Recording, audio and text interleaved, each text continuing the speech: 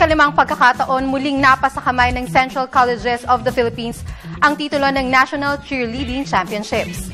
At kabilang sa mga dinaig nila sa kompetisyon ngayong taon ay ang defending champion National University Bulldogs Pep Squad. May report si Keisha Halili. Nabawi ng Central Colleges of the Philippines Bobcats ang titulo ng National Cheerleading Championships sa MOA Arena sa Pasay City nitong weekend. Lumabas na pinakamagaling ang performance ng Bobcats sa 19 na cheerleading teams na naglaban-laban sa one-day event. Tumapos na runner-up ang University of Perpetual Health Altas habang nagkasya lamang sa third-place finish ang defending champion National University Pep Squad.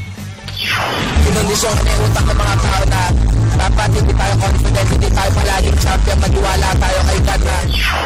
Samantala, naniniwala naman si Tournament National Director Paula Luna na patuloy na tumataas ang kalidad ng cheerleading sa bansa dahil sa dami ng bilang ng mga paaralang nagpartisipa ngayong taon.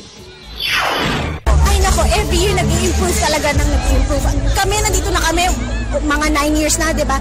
And hindi kami nagsasawa talagang every year. Excited pa rin kaming makita kasi talagang nagde-develop sila. Sobrang grabing improvement nila versus nung kailan kami nag-umpisa. Ito ang panglimang national cheerleading title para sa Bobcats matapos na magkampiyon sila sa kompetisyon noong 2007, 2010 at 2012. Para sa Good Morning Boss, Keisha Halili, PTV Sports.